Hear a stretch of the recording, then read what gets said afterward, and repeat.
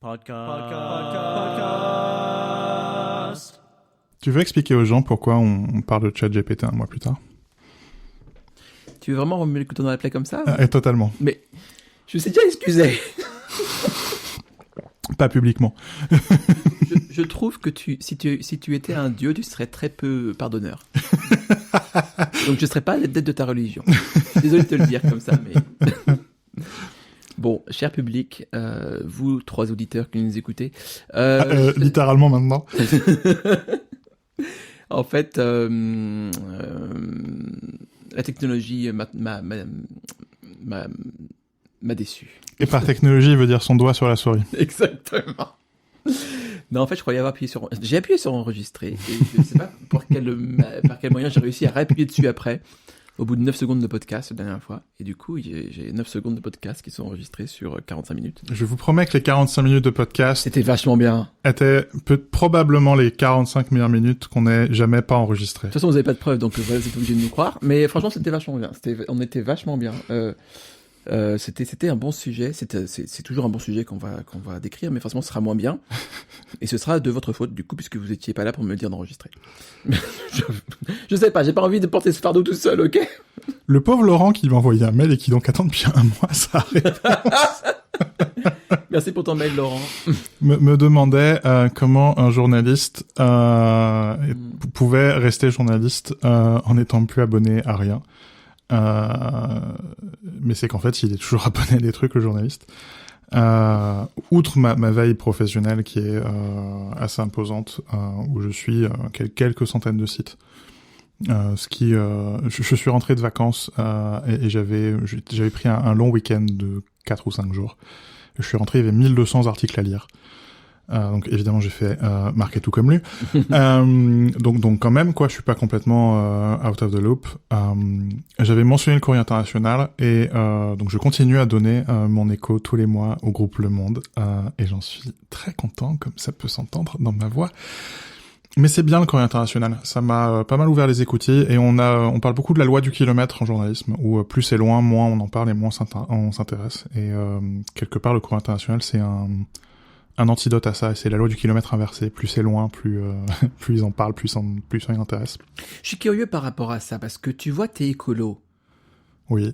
Donc t'es quelqu'un qui aime le local, en théorie. Est-ce que ce serait pas plus cohérent d'avoir, une vraie question, d'avoir une veille technologique, enfin, informationnelle, une veille, voilà, de proximité plutôt. Bah, c'est pas mon job, je travaille pas pour la presse quotidienne régionale.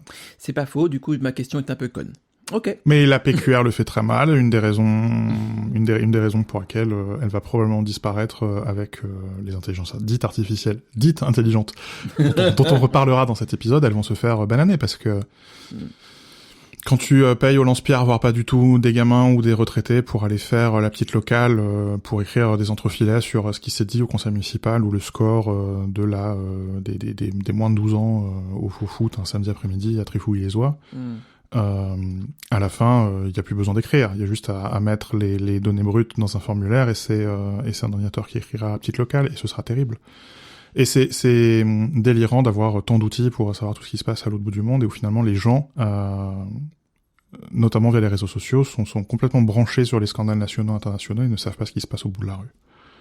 Et c'est un vrai paradoxe du journalisme et je ne sais pas le résoudre. C'est pour ça que je fais pas de la PQR, mais je sais pas le résoudre et personne ne sait le résoudre parce que sinon ça se saurait. Mais oui, on a un vrai souci avec ça. Il y a bien moyen de devenir amiche, mais bon. Ouais. On a un vrai gros souci avec ça. Et mine de rien aussi, outre tout ça, je suis resté abonné à la newsletter quotidienne de Politico qui est très concentrée sur ce qui se passe à Paris et notamment dans le domaine politique. Puis je mets la radio le matin en ne me rasant pas. Ça suffit largement pour savoir tout ce que je ne veux pas savoir sur les obsessions du microcosme médiatique parisien. Et je crois que c'est bien. Et donc voilà, pour répondre à Laurent, j'ai quand même une veille médiatique plus grande que, quand je dis que je me suis coupé tout un tas de trucs et que j'ai juste arrêté mon abonnement au Monde ou à Libé ou à d'autres.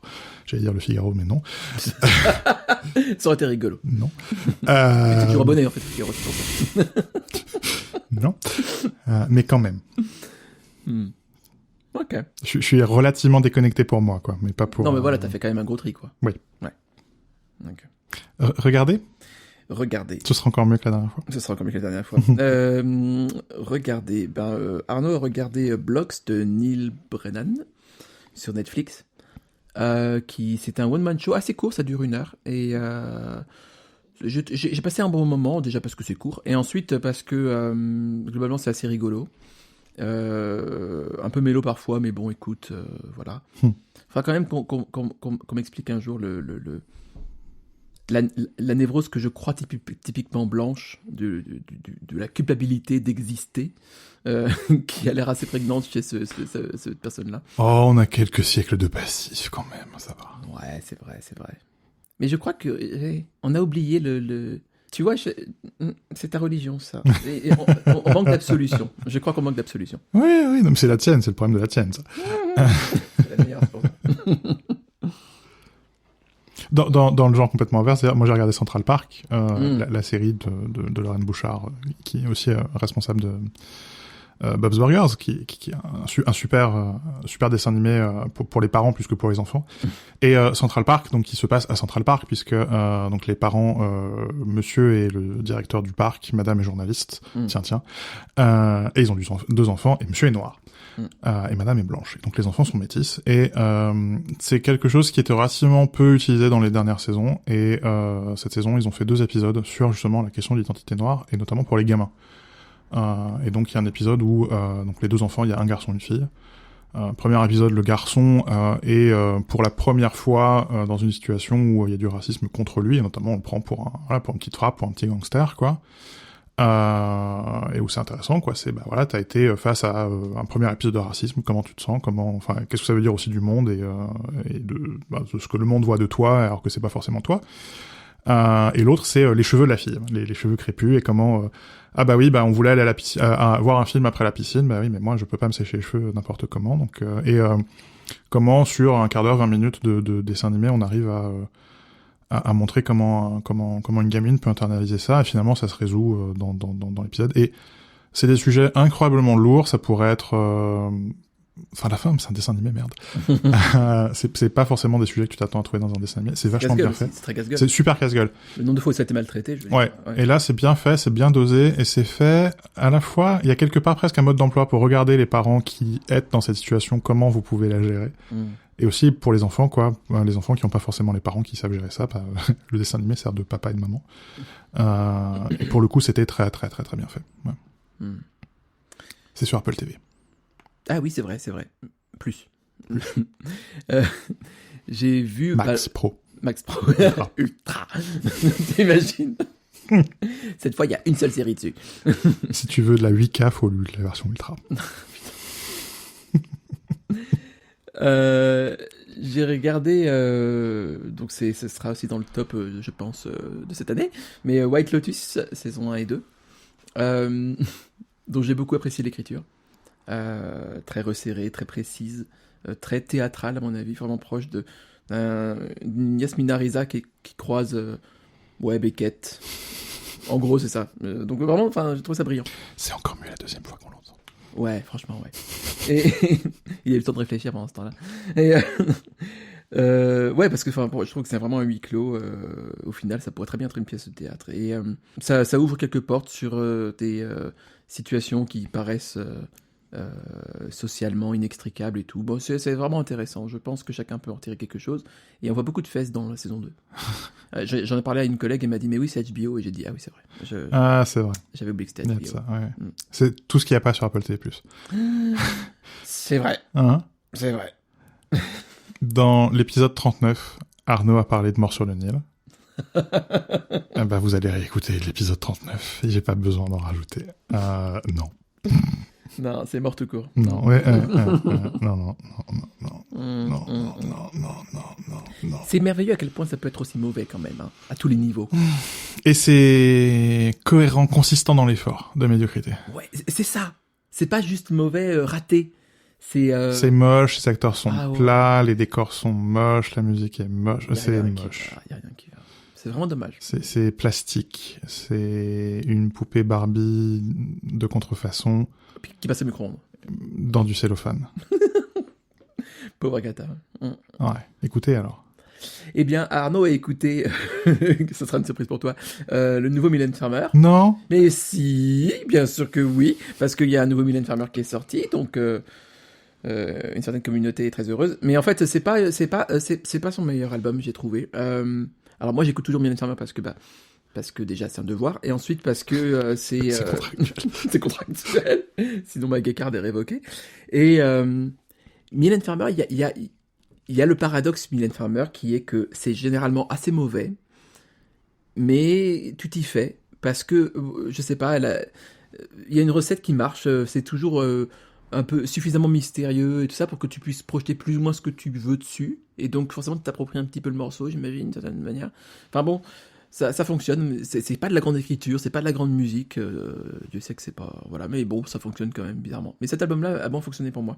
C'est fait avec Woodkid, qui est un musicien / cinéaste, voilà, qui avait réalisé des clips pour Lana Del Rey aussi à l'époque, qui fait un travail très précis sur les percussions notamment, et des concerts très orchestraux, tout ça.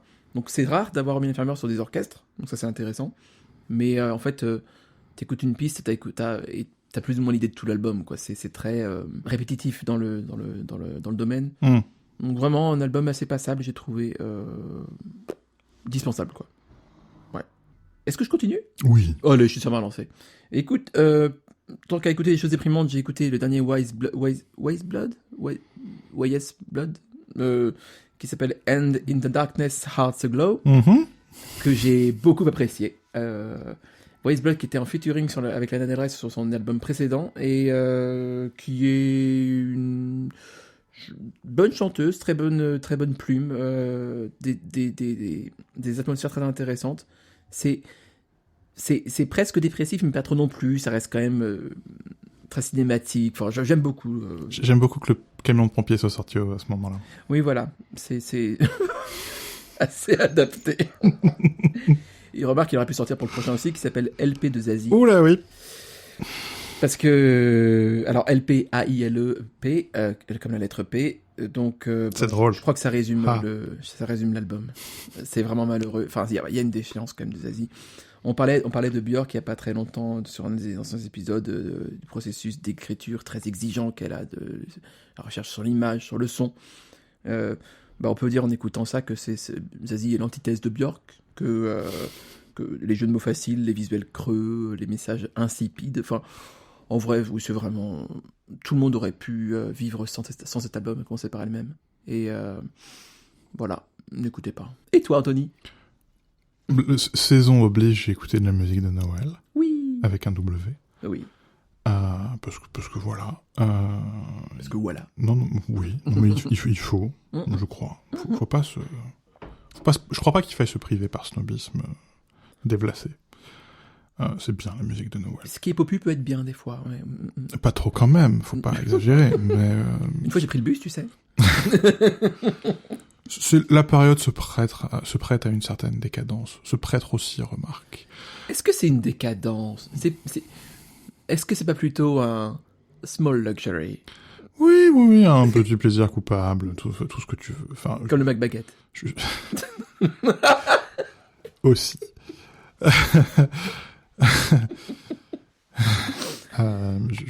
Moi aussi, je réserve du jour pour le soir à la Tour Eiffel. On en parlera. J'ai aussi écouté Prison Past and Future de Eric Hilton. C'est du down tempo assez bien senti, très vaguement latino, mais ça reste léger. Je crois que j'aime bien. Mais t'es vraiment sûr que ça a vraiment pas de lien avec Paris Hilton ? Toujours pas. Non, parce que, quand même, c'est le même nom de ta vie, quoi. Ouais, non. Ok. Un album qui m'a beaucoup amusé, pas parce que l'album est amusant, mais Anyhow de Leon Whitty. Il est classé dans le jazz par Apple. En fait, je crois que c'est la personne chez Apple qui devait choisir un genre. Elle dit alors attends, c'est un peu ambiante, c'est un peu country, c'est un peu pop. À un moment, il y a un violon, donc on va dire que c'est classique. Mais quand même, là, il y a des harmonies un peu bizarres, je suis pas sûr de comprendre. Allez, on va cliquer la case jazz. C'est tellement fourre-tout. Les catégories, ça va pas chez eux, franchement. Non, Ouais. surtout la catégorie jazz. Là, je suis encore allé fouiller les bacs numériques à la recherche de ce qui va sortir en février-mars. C'est pollué par un mec qui a créé des dizaines et des dizaines de CD de compilation de musique de merde, et c'est classé dans le jazz. Donc vraiment, ils ont décidé que c'était un peu la rubrique par défaut, quoi. C'est un peu comme Various Artists, là, où ils mettent n'importe quoi dedans. Ou inspiration classique. Ou inspiration classique. Terrible, ça, celle-là, terrible. Dès qu'il y a un violon, c'est inspiration classique. Mais malgré tout, c'est pas mal du tout. Le mélange des genres est assez agréable. Je trouve que ça marche pas mal. Et puis pour une fois, on va pas parler que de musique, on va aussi parler de podcast. Oui. Dans un podcast. Méta. J'écoute pas du tout le podcast d'Ezra Klein, qui est un journaliste et qui est maintenant au New York Times. Mais on m'a conseillé d'écouter cet épisode parce qu'il interviewe Marianne Wolf, qui est une chercheuse qui écrit pas mal sur la lecture et l'attention. Est-ce que la lecture fait à l'attention? Est-ce que l'attention fait à la lecture? Ou la disparition de l'attention fait à la lecture? Qui vient de sortir un nouveau livre, mais qui avait aussi écrit Proust and the Squid, qui est dans ma bibliothèque depuis des années. Et comme c'est un livre sur l'attention et la lecture, évidemment, je l'ai pas lu. Mais je finirai par le lire. Et elle a un passage dans les premières minutes du podcast assez intéressant, où elle l'explique, et je cite, « Les possibilités offertes par le support numérique, qui augmentent la vitesse à laquelle nous lisons et nous nous concentrons sur de grandes quantités d'informations, le multitâche et le divertissement, si vous voulez, l'engagement, tout cela nous prive de la capacité d'utiliser tous les circuits, tous nos circuits qui comprennent l'utilisation des connaissances de base pour induire la valeur de la vérité, pour ressentir ce que l'auteur ressent dans une œuvre de fiction, pour comprendre une perspective complètement différente. Le côté on skim comme ça dans un flux, on est pris dans le flux, pris dans la rivière ça lave, et donc du coup on a du mal à être immergé dans un bain fictionnel. Je trouvais ça assez intéressant, et tout l'épisode est comme ça. Et c'est des choses sur lesquelles j'ai beaucoup écrit pour le coup, donc il y a pas et sur lesquelles beaucoup d'autres gens ont beaucoup écrit. Donc il y a rien de très révolutionnaire dans ce qu'elle raconte, mais c'est une manière assez condensée. Puis Ezra Klein, c'est un bon journaliste, il pose de bonnes questions de manière générale. Donc l'interview est très intéressante. Je vais pas m'abonner à son podcast parce que c'est toutes les semaines beaucoup trop d'heures de podcasting, mais cet épisode était intéressant. Le lien sera dans la description comme toujours. C'est pas si fréquent d'avoir des gens qui posent des bonnes questions. C'est un exercice difficile, l'interview, vraiment, j'aime beaucoup, parce que c'est très casse-gueule, et où tu peux parfois, quand quelqu'un n'a pas envie, et que tu fais correctement ton job, tu peux passer une heure à poser la même question de 15 manières différentes, et ne pas obtenir une réponse. Et dans ce cas, t'as raté une interview, enfin, t'as réussi ton interview, mais t'as raté ton article. Oui, et où souvent, et c'est un problème par exemple des interviews d'une certaine chaîne de télé à une certaine heure le matin, où la journaliste en question est très mauvaise parce qu'elle refuse de réussir ses interviews et donc de rater son émission, alors que son prédécesseur était tout à fait capable de rater son émission, mais de réussir son interview en posant 5 fois la même question. Et je crois que c'est très intéressant, notamment quand t'es face à des personnalités politiques, parce que des anguilles. parce que voilà, quand tu les mets face à ça et qu'ils ont un mur en face d'eux alors qu'ils n'ont pas l'habitude, et que quelque part tu leur mets le nez dans le caca à la télé à 1 heure de grande écoute, ça marche. Oui. Mais c'est vrai que oui, pour un journaliste qui est payé à la pige par exemple, c'est un peu embêtant, donc tu poses des questions simples. Quand t'es Ezra Klein ou que t'es comme moi sans me comparer à Ezra Klein, mais que t'es en CDI, donc tu peux te permettre de rater un article de temps en temps. Tu peux te permettre de poser des questions un peu plus dures, quoi, de forcer un peu, quoi, et de prendre le risque de rater ton interview, enfin, de rater ton article. Oui, pour le plus grand bien. Oui. Lire. Arnaud a lu des articles, essentiellement, faut pas déconner non plus. Du coup, le premier article, il s'appelle, il a un très long titre, c'est Networking is a necessary and misunderstood skill. Here's how to hone it. De Teresa Kie, je pense, enfin, ou Xai, comment on dit, XIE, je suis sur Vox, donc c'est Vox, donc ça doit être bien. En gros, c'est un article qui dédramatise le fait de faire appel aux gens autour de soi, qui explique ce que c'est que faire networker, faire marcher son réseau. Et la première fois qu'on a enregistré, Anthony m'a dit, bah oui, c'est sponsorisé par LinkedIn, et du coup, je me suis senti bête. Mais en fait, je pense quand même que j'en ai tiré du bien. parce que moi, comment dire, j'aime beaucoup comme de vendre des choses parce que j'aime bien rendre service, mais derrière, je vais être très hésitant, voire je vais carrément refuser de demander de l'aide autour de moi.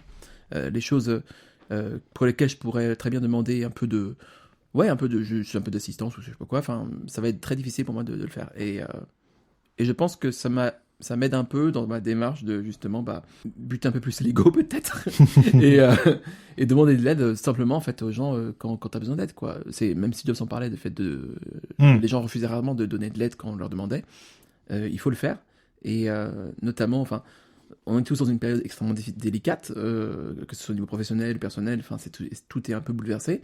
C'est pas le moment de se refermer sur soi-même, quoi. C'est le moment au contraire de faire jouer son réseau, entre guillemets, j'aime pas l'expression parce que ça fait vraiment intéresser et tout, mais en tout cas de travailler l'entraide, quoi. Non. Si, il faut démystifier ça, c'est important. Mais dans le sens, encore une fois, d'où je viens, qui est que je n'osais pas demander de l'aide et c'était complètement con. Il faut le faire. Quand tu as besoin d'aide, il faut demander de l'aide. C'est tout. Sur LinkedIn. Ah il est insupportable. Totalement. Est-ce que je continue pour la peine? Oui, mais bien. Ça, pour que non, mais t'as lu un média de gauche, donc forcément t'as lu un média de droite. Oui, j'ai lu Farnham Street. Et puis alors bien de droite. Hein. Oh, ça va. Oh. Ça va. C'est la droite économique, c'est pas la droite philosophique. Un article qui s'appelle Default Choices.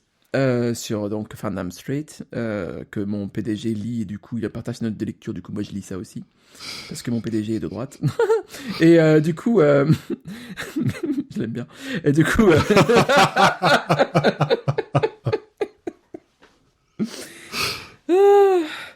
une partie de l'article était très intéressante sur la définition, enfin et le pouvoir de la volonté pure par rapport à celle des règles. C'est-à-dire qu'il prenait l'exemple de quelqu'un qui faisait deux personnes qui faisaient un régime, une qui disait je vais me forcer à me restreindre là-dessus, et l'autre qui disait non, ma règle c'est quand je vais au resto, je vais juste prendre l'option la plus saine qui est sur le menu, quoi. Et évidemment, vous imaginez bien où ça finit, c'est que la personne qui se repose sur sa volonté seule finit par échouer et à se frustrer, et l'autre personne fait beaucoup moins d'écart. Parce que ce qui marche, c'est les règles. Genre, au feu rouge, on ne traverse pas. Enfin, voilà. Les règles sont beaucoup plus efficaces, en fait, pour nous maintenir dans une habitude et nous aider à la créer, plutôt que le pouvoir de la volonté qui est extrêmement faible, parce que l'esprit est prompt, mais la chair est faible, n'est-ce pas? Alors, c'est évidemment écrit par des patrons pour des patrons et pour le contrôle du petit peuple. Mais ça marche aussi pour le petit peuple. C'est aussi popu, quelque part. C'est beau. Mais savoir que t'achètes la même paire de pompes chez le même fabricant, ou j'achète le même jean depuis toujours, et puis j'en achète pas beaucoup. Mais ou quand ton iMac va tomber en panne, tu vas racheter l'iMac de milieu de gamme. Et il y a la puissance du choix par défaut, quoi. Je fais jamais mes courses. Enfin, c'est la même liste de courses quelque part par. Ce qui est terrible dans le contexte actuel d'inflation, parce que je la vois. Mais ouais, tu m'étonnes. S'enlever finalement tout un tas de choix débiles, quoi. Je choisis pas comment je m'habille le matin, quoi. Je m'habille toujours de la même manière. C'est ça. La puissance de l'uniforme, quoi. Et ou quelque part, alors les gens hashtag productivity t'expliqueront que c'est pour sauver de l'énergie, pour être plus productif dans la journée, au service du patron, parce qu'à la fin c'est toujours ça. Mais c'est aussi il y a toute une classe de choix que t'as pas besoin de faire et qui sont des faux choix et où finalement perdre du temps, perdre de l'énergie, perdre de l'argent sur ces choix-là. C'est les pièges du système et refuser de faire ces choix ou les faire une bonne fois pour toutes. Ça quelque part ça te sort du système et ton attention est mieux utilisée pour autre chose. C'est ça. Il y a une forme de reprise de liberté là-dessus. Ouais. C'est-à-dire que ce qui est d'ailleurs paradoxal parce que tu t'ôtes une liberté pour bien sûr, pour derrière bien sûr continuer à travailler, bien entendu. Mais c'est le choisir ses combats en fait. Ouais, complètement. Et j'ai lu un dernier article sur Medium de quelqu'un que je connais pas du tout qui s'appelle Arnaud, tes notes, qui s'appelle Dave Troy, c'est ça? Dave Troy, tu connais toi ou pas? Non. Non, ok. Un article qui m'a interpellé, déjà par son titre, donc ça veut dire que c'est un bon titre, qui s'appelle Elon and Jack are not competitors, they are collaborating. Elon étant bien sûr Elon Musk et Jack étant Jack Dorsey. Des amis. Des amis.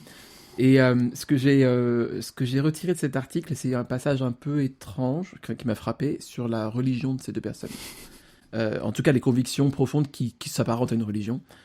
qui s'appelle le long-termisme, si je me souviens bien, et qui, en gros, sous-entend que la survie de l'espèce se fera par des gens un peu supérieurs, sur d'autres planètes éventuellement, et que du coup, il faut tout concentrer là-dessus. Sans faire de point Godwin aucun, ces gens sont des nazis. Qui prétendent appartenir à la race aryenne, et qui aussi sont riches, c'est parce qu'ils sont meilleurs que nous, les petits plébéiens. Et si Elon Musk fait plein d'enfants, c'est parce qu'il espère que ses enfants feront plein d'enfants, et que par de la pure mathématique, dans 7 ou 8 générations, cette race supérieure représentera 50% de la population, et donc la moitié de la population pourra exploiter l'autre moitié. Hashtag soleil vert. Je suis fasciné par les liens très profonds et très évidents, en fait, qu'il y a entre ces genres de personnes et l'occulte, tout simplement. Je crois qu'on oublie très vite ça. Et tu pourrais prendre ça à la blague en mode c'est les reptiliens, tout ça, mais non, c'est pas une blague, c'est littéralement pour de vrai les reptiliens, et ils sont vraiment parmi nous. C'est ça. Et c'est pas du tout un point Godwin que dire que ces gens sont des nazis, c'est très littéralement ça. Et ça fait très très très très très peur, et ça fait très très très très très peur quand ces gens peuvent en un claquement de doigts acheter le mégaphone planétaire utilisé par toute la classe médiatique internationale et toute la classe politique internationale, et soudainement pouvoir faire n'importe quoi avec ça. Et je passe pour un cinglé quand je dis ça, mais c'est eux les vrais défoncés du crâne, quoi. Bien sûr. C'est terrible. Ces gens-là, ils croient vraiment, quoi. Et ils pensent vraiment aller construire des stations orbitales pour vivre là-haut pendant que nous, on trimera sous 60 degrés, quoi. Ça fait peur. C'est ces gens-là les plus.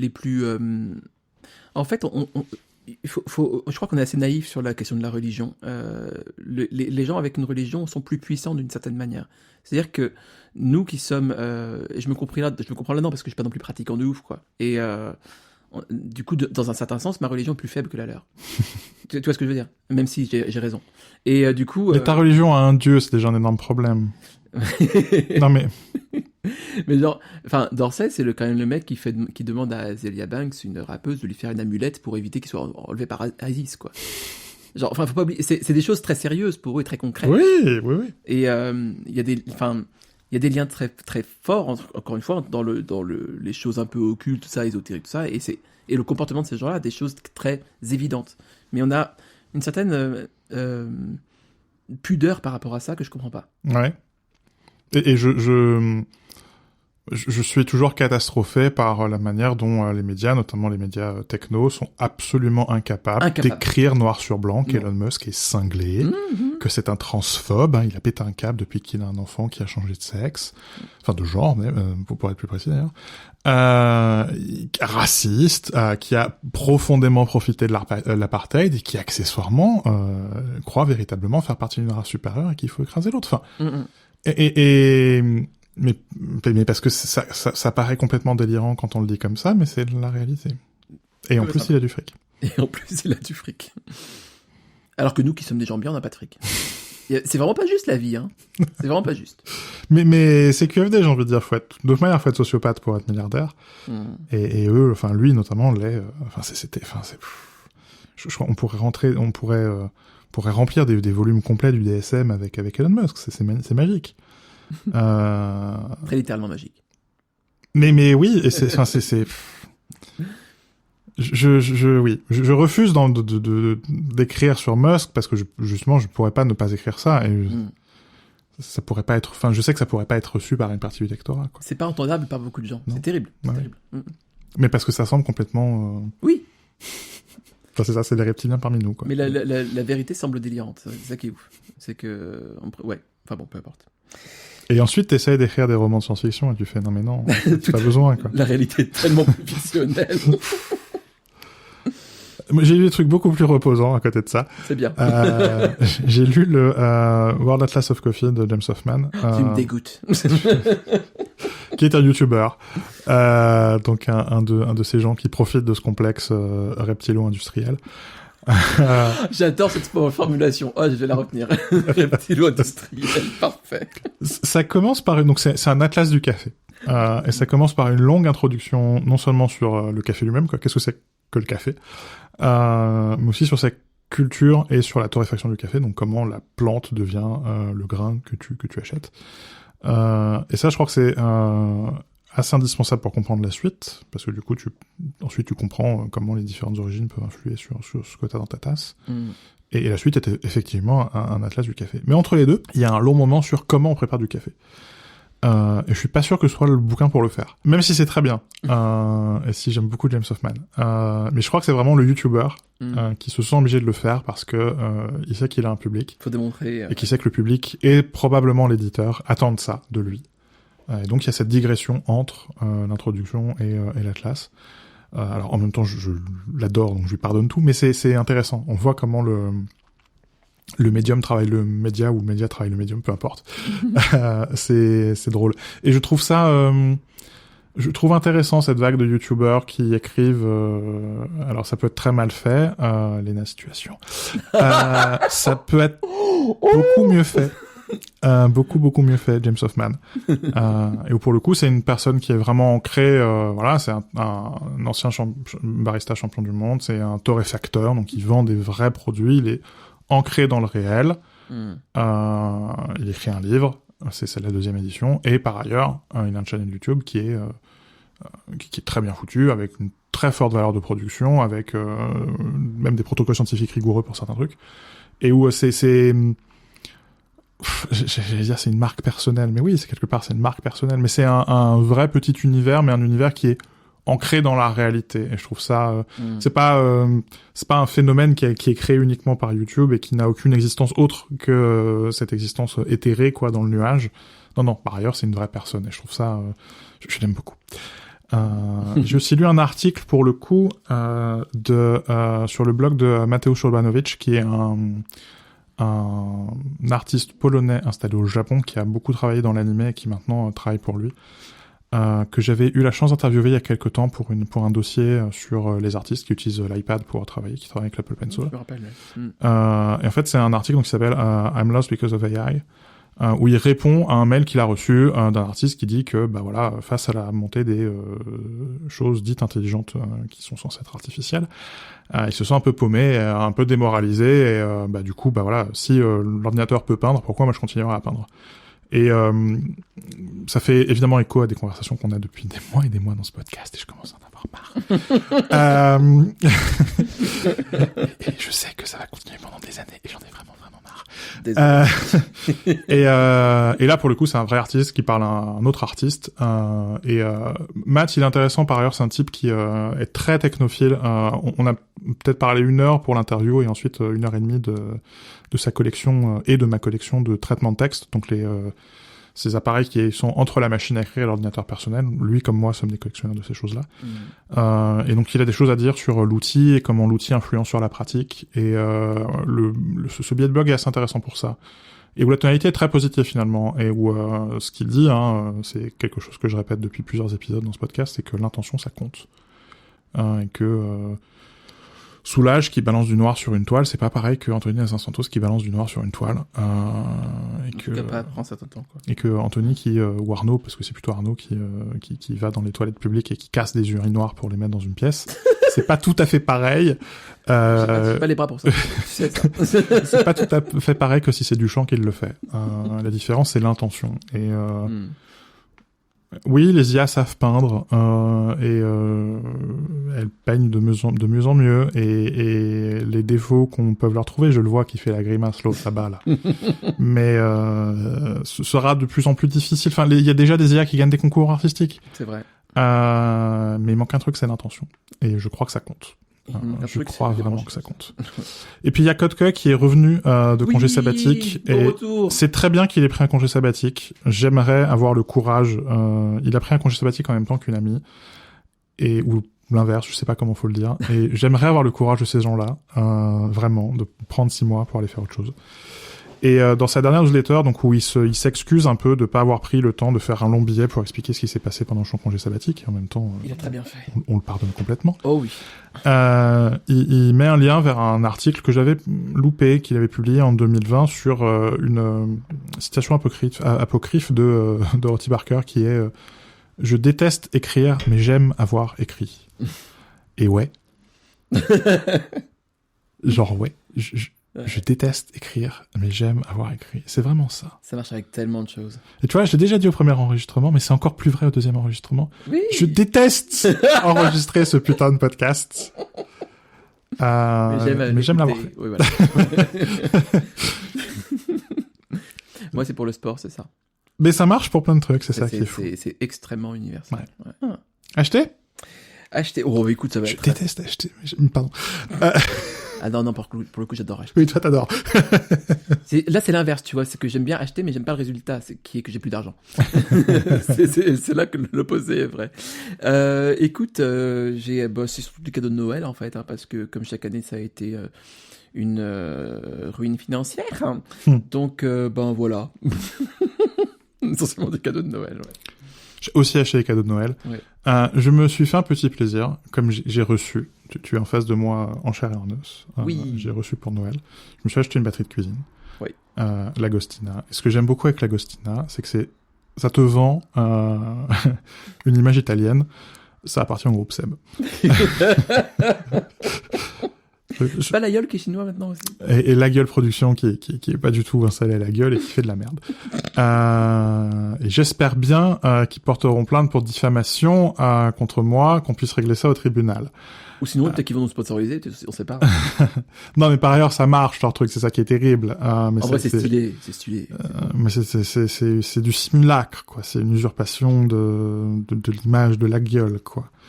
Et là, il y a un peu de ça avec l'Agostina, qui par ailleurs sont des très bons produits, c'est tout à fait décent, et on a préparé un très bon repas de Noël avec la batterie de cuisine. C'est effectivement très mais oui, j'aime bien le côté, l'Italia, de Seb. By Seb.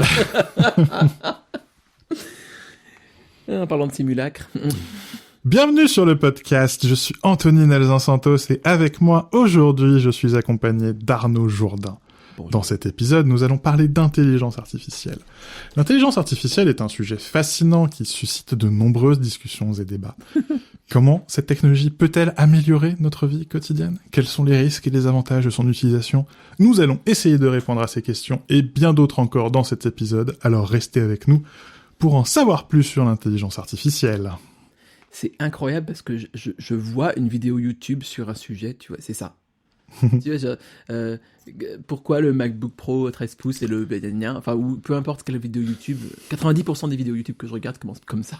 On parle de ChatGPT, évidemment, avec un mois de retard, donc. Oui. Un mois de maturité. Donc, cet agent conversationnel qui est basé sur le modèle GPT-3 d'OpenAI.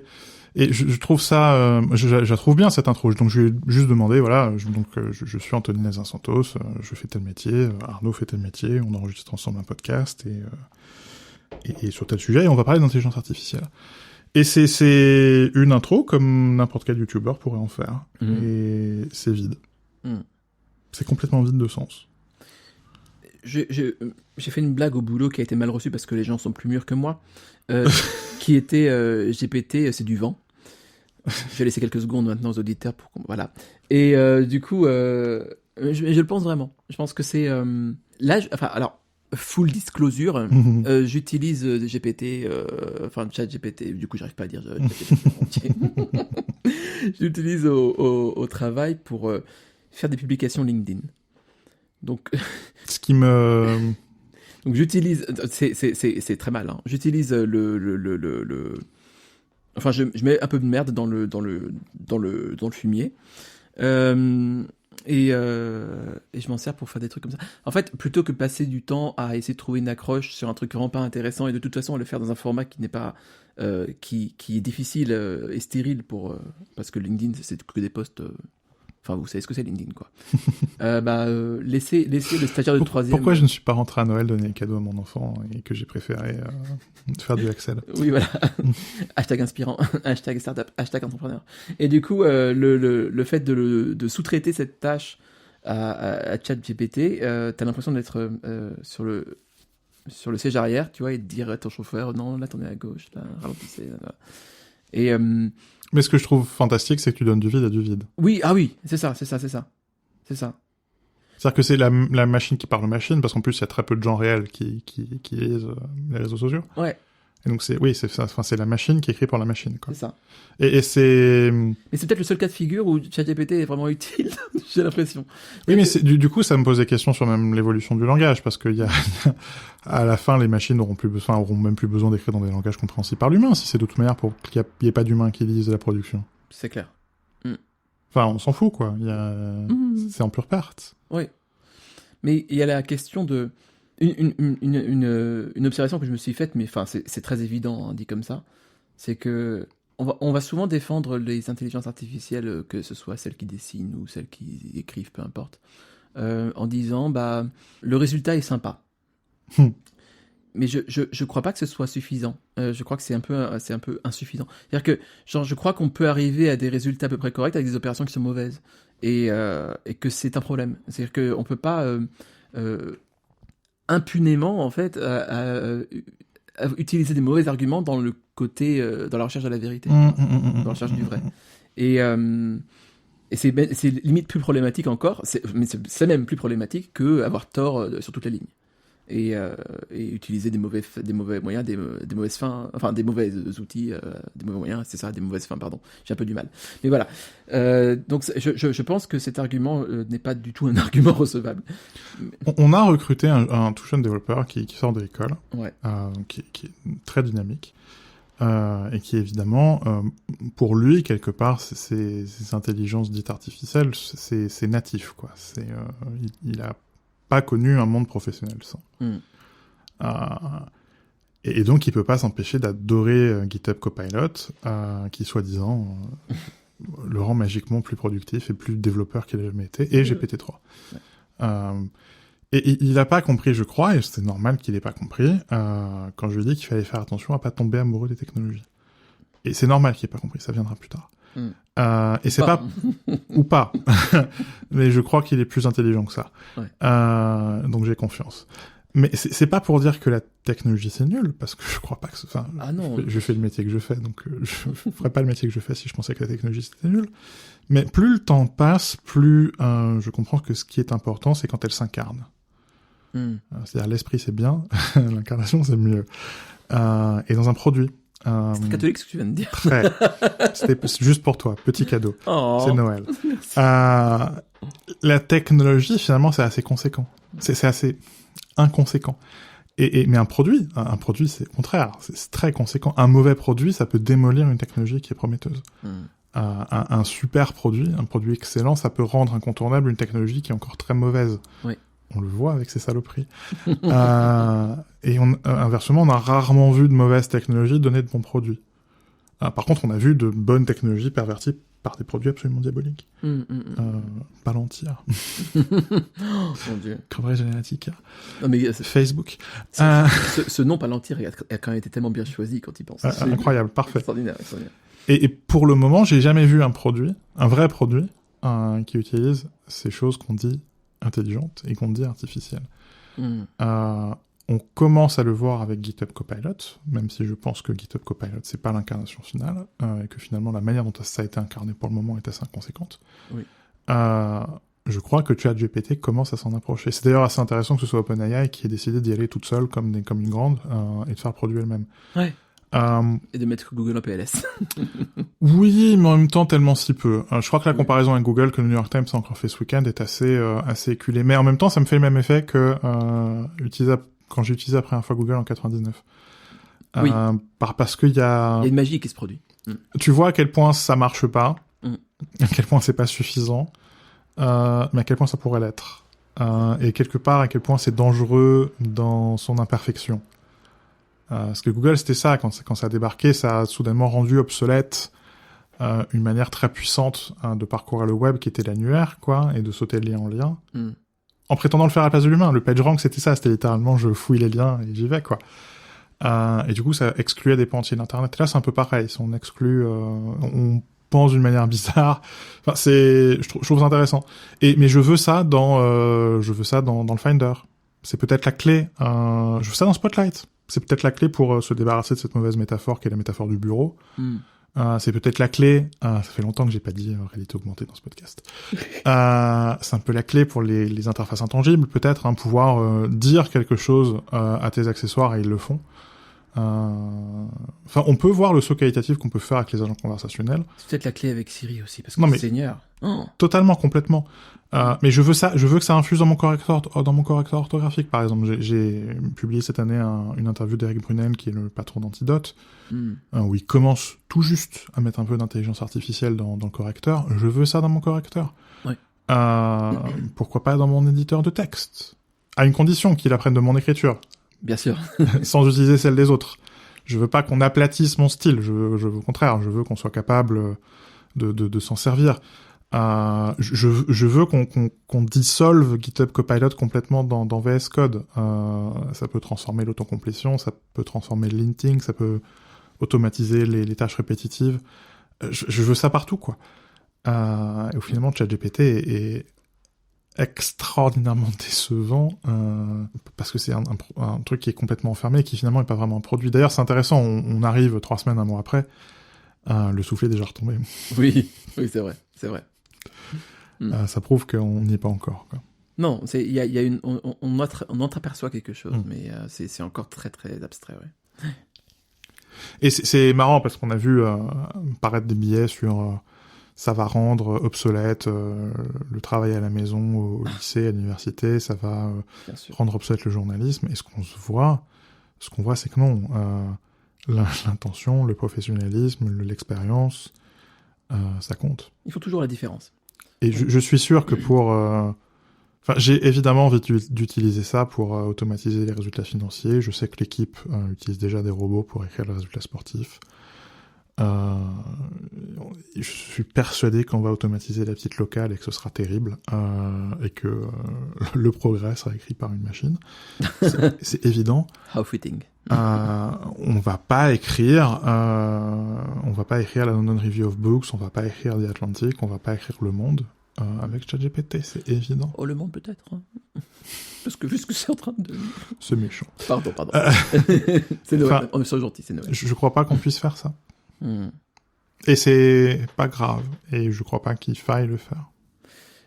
En tout cas, ça les empêchera pas d'essayer, ça c'est sûr. On sent que l'ambition est toujours démesurée derrière. Quitte à ce que les résultats soient pas alignés avec ça. C'est ce qui m'ennuie évidemment avec toutes les... En fait, avec la technologie en général, si je suis honnête, une seconde, c'est que ce qui infuse dedans, dans la genèse et dans l'utilisation finale de ces innovations, c'est que c'est l'utilisation capitaliste, quoi. C'est le profit de certains au détriment et par l'asservissement d'autres, de la majorité. Dans le cas de l'intelligence artificielle, enfin, même si encore une fois l'abus de langage est déjà à la genèse aussi du nom, quoi. C'est quand même le génie humain qui est ramené à une matière première, quoi. On factorise à la chaîne la créativité. Et c'est la première fois, je crois, qu'on fait une intrusion là-dedans. C'est-à-dire que toutes les intelligences artificielles ou les trucs comme ça auparavant étaient quand même sur quelque chose de beaucoup plus aller d'un point A à un point B, à des choses beaucoup plus concrètes, opérationnelles. Là, on s'attaque à quelque chose de beaucoup plus constitutif de l'âme humaine. Et ça commence par un vampirisme presque boulimique de tout ce qui existe, sans le consentement d'ailleurs des artistes, évidemment. Donc on commence par un vol, et ensuite... Il y a un côté très prométhéen là-dedans. Ouais, oui. Mais dans Prométhéen, il est diabolique. Bien sûr. Ouais, non, mais oui. Pour toi, oui. Mais et là, vous verrez que j'ai raison. Et l'usage est forcément bénéfique en tout premier et tout d'abord aux entreprises et pour la vente et pour la production facile. Enfin, on est sur la science du marketing, quoi. Vraiment, ni plus ni moins. Mais ce qui m'inquiète, c'est que c'est un démultiplicateur pas de paresse, parce que la paresse c'est génial et il faut être paresseux. C'est très bien la paresse. Mais c'est je sais pas comment traduire laziness par un autre mot que paresse, mais c'est pas le même mot. C'est l'absence d'effort plutôt. Enfin, c'est ça. C'est plutôt ça que la paresse en tant que telle. C'est un démultiplicateur de ça. Et je crois que c'est terrible. C'est un démultiplicateur de nos pires travers quelque part. Mais non seulement ça, mais c'est qu'il y a aussi un autre effet, je pense négatif et réel, qui est que on travaille en vase clos. Oui. Et que du coup, forcément, si on lit la créativité à l'algèbre de cette manière, on arrive à quelque chose qui est démultipliable indéfiniment, mais qui est aussi un dénominateur commun qui est de plus en plus bas, quoi. Mais il n'y a pas d'intuition. Enfin, à la fin, on en revient toujours à la même chose, c'est qu'il n'y a pas d'intuition créatrice. C'est ça. Et du coup, forcément, une certaine stérilité, quoi. Forcément. Ouais. Et l'autre problème encore derrière, c'est que cette stérilité-là peut inciter, elle est trompeuse parce qu'elle peut inciter les gens, elle peut les dissuader, en fait, d'apprendre des capacités qu'ils auraient apprises sans ça. C'est le souci, c'est-à-dire que quand on disait everything is a remix, quelque part, c'était une promesse. C'était en ayant toi-même les outils, en ayant les outils numériques. C'est-à-dire en ayant, en cassant quelque part le monopole de la machine, en donnant la machine à tout le monde. Tu peux devenir toi-même créateur et t'as le pouvoir de remixer n'importe quoi. Ça, c'était une promesse. Et, en fait, et c'est devenu, non, la machine va faire à ta place, et tu n'as plus besoin d'être créateur. Toute la tech est comme ça. Toute la tech est sur une promesse qui n'est pas réalisée. C'est que des mensonges. Et je reviens au Jardin d'Éden, je suis désolé parce que j'aime bien, mais c'est quoi le truc à la base? C'est un mensonge. On te dit que tu vas connaître et au final, tu te retrouves dans la merde. Bon, c'est pareil.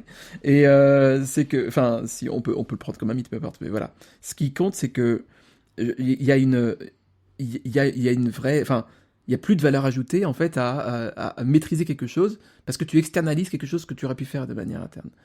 Et ce que je trouve vraiment inquiétant, c'est que tu externalises sans besoin. C'est-à-dire que aujourd'hui, c'est pas difficile d'apprendre à coder, c'est pas difficile d'apprendre la musique, c'est pas difficile en tout cas d'essayer d'apprendre ou de se frotter à quelque chose comme ça. Ça a jamais été aussi facile. Ouais, clairement. Et là, même malgré toutes les facilités, d'ailleurs offertes notamment par la machine, pour apprendre ces choses-là, totalement, on te le retire, quoi. On te dit c'est plus nécessaire de faire ça. Et on note une friction qu'on n'avait pas besoin d'enlever. Qu'il n'y avait pas, ouais. On répond du coup, la question se pose, à quel besoin est-ce qu'on répond? À mon avis, c'est un besoin. C'est même plus subtil que ça, c'est-à-dire on note une friction qui est désirable. Qui est absolument désirable, parce que dans l'effort repose la créativité et le résultat final. Et voilà, chez Thornton parle de la béquille pour ceux qui savent marcher à l'époque de la TSF. Mais on est littéralement là-dedans. Et du coup, forcément, on se retrouve avec une atrophie d'un muscle qui à la base est quand même relativement utile, quoi. Et on abat une barrière qui est celle de l'apprentissage au profit de la multiplication infinie, quoi. Oui, mais ça va bien avec le système financier. Enfin, il y a... Ah, ça reste évident. Si tout est un produit, pourquoi pas ça? Bien sûr. Mais au final, c'est toujours pareil. Et du coup, qui en bénéficie? C'est pas les gens. Je lisais un livre, j'en parlerai sur le blog prochainement et dans le podcast, mais sur le monde réel des technologies. C'est une série de conférences des années 1980 et que je trouve excellent parce que donc c'est même avant Internet et finalement tu pourrais réappliquer tout le livre à Internet et où vient dans la conversation la question des machines à coudre. Et où la promesse de la machine à coudre, c'était on va libérer la femme, quelque part, on va lui libérer du temps de travail au lieu de coudre, au lieu de passer sa journée à coudre, pour elle, et vendre ses pièces. Donc quelque part, on a une distribution de la production artisanale, qu'on emmène, qu'on centralise pour la vendre. Mais par ailleurs, tu maîtrises ton savoir-faire, tu maîtrises ton artisanat, tu maîtrises tes moyens de production, donc tu peux aussi coudre pour toi et pour ta famille. Mais quelque part, tu y passes toute ta journée.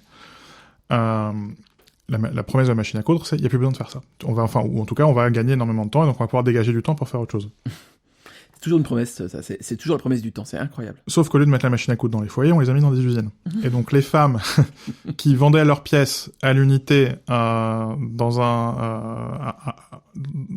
des formes coopératives, donc voilà, on a une distribution sociale, quoi, et une maîtrise des moyens de production, soudainement sont dépossédés des moyens de production, on casse l'organisation sociale, et on centralise sous le patron, avec des énormes phénomènes presque d'esclavagisme, en tout cas d'exploitation, disons. Bien sûr. Et on retire les moyens de production, c'est-à-dire que tu te déplaces dans la machine à coudre pour aller coudre, et quand tu reviens chez toi, le seul truc que tu peux faire, c'est acheter des produits qui ont été transformés. Et donc ça te coûte encore plus cher. Et donc on rentre dans des cycles d'exploitation. Et finalement, tu pourras prendre ça et l'appliquer aux IA. C'est exactement la même chose. C'est-à-dire que c'est pas un pinceau. Ce qui me revient, c'est la fable des grenouilles qui demandent un roi de la fontaine. Où c'est pas tout à fait le sujet, mais un petit peu quand même. Où t'as ces grenouilles qui s'adressent à Jupiter, qui leur envoie déjà une bûche qui est inerte. Les grenouilles se plaignent du coup de pas avoir un roi qui leur convient. Et du coup, à la fin, Jupiter leur envoie un héron qui les bute toutes. Et là, je dis, mais pourquoi tu nous dis ça? Et du coup, lui, il dit, fallait vous satisfaire du numéro 1. Et du coup, il y a un peu de ça, c'est que je crois que, C'est la définition de l'hubris. La transgression d'un domaine dans lequel on n'est pas censé interférer plus que ça. Et en gros, péter plus que lui, quoi. Ça me rappelle cet article de Vox, qui est un média de droite, qui... C'est vraiment encore mieux la deuxième fois. Je me lasserai jamais de cette blague. Rebecca...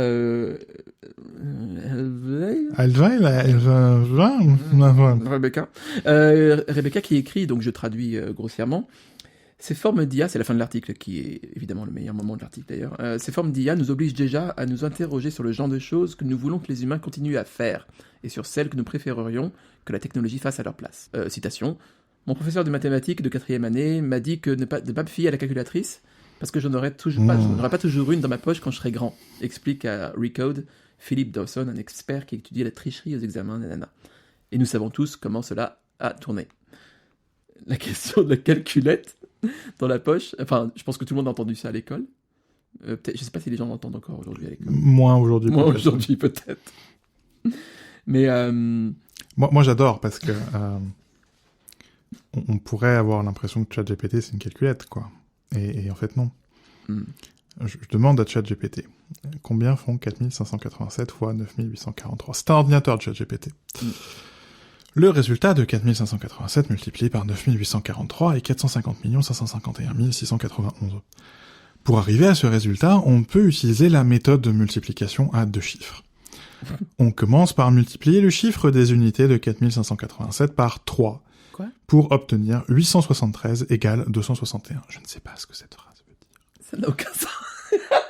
On reporte le 2 et on multiplie le chiffre des dizaines de 4587 par 8 pour obtenir 858 égale 680. Je ne sais toujours pas ce que ça veut dire. Ça n'a aucun sens. Qu'on ajoute aux 2 précédemment reportés pour obtenir 682. On reporte le 6 et on multiplie le chiffre des centaines de 4587 par 9 pour obtenir 459 égale 405. Je ne sais encore toujours pas ce que ça veut dire. Qu'on ajoute aux 6 précédemment reportés pour obtenir 411. On reporte le 4 et on multiplie le chiffre des milliers de 4587 par 4 pour obtenir 44 égale 16. Je vous jure, vous demandez à n'importe quel enfant si 44 égale 16, il va vous répondre non. On ajoute le 4 précédemment reporté pour obtenir 20, qu'on place devant les autres chiffres pour obtenir le résultat final, 454 551 691. Maintenant, vous allez sortir votre téléphone, celui sur lequel vous écoutez ce podcast. Vous allez lancer l'application Calculette et vous allez taper 4587 fois 9843. Je vous promets, ça ne fait pas 454 551 691. Tout ce raisonnement est farfelu. Tout ce raisonnement est faux. Ça a l'impression de la certitude. On reporte le 6 et on a l'impression d'entendre un prof de maths qui explique comment poser une addition. C'est n'importe quoi. Pour une opération, c'est la vérité mathématique. C'est peut-être le seul domaine dans lequel il y a une vérité, les mathématiques, bordel. Ça et la religion. C'est la même chose. Pas mal. Et où on peut le faire avec des choses plus compliquées. J'avais l'exemple qui est donné sur la fiche Wikipédia sur le chiffre de César, qui est cette méthode d'encodage où on décale tous les caractères. Le chiffre de César est un type de chiffrement de substitution simple qui consiste à remplacer chaque lettre d'un message par une autre lettre qui se trouve un certain nombre de positions plus loin dans l'alphabet. Et il t'explique tout le long comment ça marche. Donc pour décoder le message, il faut trouver quel était le décalage utilisé pour encoder le message. Donc je lui donne, c'est Rod 13, le chiffre de César. Comme on peut le voir, donc il continue comme ça à m'expliquer comment marche le chiffre de César. Comme on peut le voir, ce n'est pas très lisible, mais on peut remarquer que les lettres blablabla forment le mot décoder. Ah, intéressant. Et donc il m'a dit à la fin, du coup, je pense que le message deviendrait WCKIQEJIYG L'EDSCDJK QUJIYG JRHIAE. C'est-à-dire que tout le long L'explication de ce qu'est le chiffre de César est à peu près correcte. Je lui donne le décalage. Il est capable de prendre un mot. Ouais. De comprendre ce que ça veut dire. Et soudainement, quand il passe à la phrase, ça s'effondre. Ça, c'est parce que ChatGPT ne sait pas réfléchir. Et s'il n'est pas capable de poser une multiplication, c'est parce que ça n'est pas un système déterministe. C'est un système probabiliste. Ça fait des statistiques. Sauf que ça fait des statistiques avec la réalité. C'est un problème. Il est très confiant, ChatGPT. Il est aussi confiant que Donald Trump. Il est aussi confiant qu'un analyste de Macron. tu vois ce que je veux dire? Oui. Non, mais il est confiant comme l'est n'importe quel arnaqueur. Il est confiant comme l'est n'importe quel mythomane. On a l'illusion qu'il raconte la vérité alors qu'il calcule la fiction. C'est dangereux. C'est incroyablement dangereux. Demandez-lui c'est quoi la philosophie de Sartre, et il va vous raconter des bêtises. C'est un problème. C'est un gros problème. On n'est même pas dans les singes qui tapent Shakespeare. On est dans les singes qui tapent n'importe quoi et qui prétendent que c'est Shakespeare. C'est ça, c'est un des problèmes que j'ai avec l'intelligence artificielle, entre guillemets, encore une fois, enfin le nouvel effort qu'on a aujourd'hui, quoi, entre l'image et le texte, qui est que, enfin, tu dis singe, je pense que c'est ça, il y a de la singerie parodique dedans. Évidemment, l'outil n'y peut rien, c'est les gens derrière, mais c'est... mais c'est le problème, hein. C'est tout à fait le problème, bien entendu. Mais c'est que l'IA va pas apprendre notamment de l'art, je prends l'exemple de l'art, mais elle va manipuler l'art au-delà de toute reconnaissance possible et tenter de faire passer ce subterfuge pour une nouveauté. Et la seule issue possible de ça, c'est l'amalgame de la production et c'est le creuset dans lequel on fond absolument tout ce qui est d'ordre créatif. En fait, il y a déjà cet effort-là qui est fait. Donc, s'il y a un complot, c'est celui-là. C'est que tout ce qui fait la spécificité humaine, quand on parle de culture, propriété privée, famille, tout ça, et là maintenant l'art, se fond dans un creuset qui uniformise l'ensemble. Et que on paye déjà un petit peu ça dans le sens où la culture est quand même quelque chose d'assez global maintenant, ou en tout cas il y a un mainstream de plus en plus puissant. Et plus ça va, plus ça se mainstream, quoi. Oui, mais finalement, tu vois, ça fait plusieurs épisodes qu'on discute de l'art et de la culture et tout ça, et l'inconfort relatif que j'avais face à ces arguments, c'est que finalement, la culture, c'est un truc qui est mou. Ouais. Et ce que j'aime bien dans l'exemple sur la multiplication, ou un autre exemple qui est un développeur qui dit j'ai développé une machine virtuelle avec ChatGPT et lui fait exécuter des commandes, et en fait il se rend pas compte qu'à aucun moment ChatGPT n'exécute ses commandes. En fait, ChatGPT a visiblement été nourri de Stack Overflow et donc comprend que telle commande doit produire tel résultat. Et à la fin, il a cette phrase qui est touchante, il écrit un petit programme en Python et il dit ça s'est exécuté plus rapidement dans ChatGPT que sur ma machine. Et à aucun moment ça fait tilt dans sa tête que non, ça s'est pas du tout exécuté sur ChatGPT.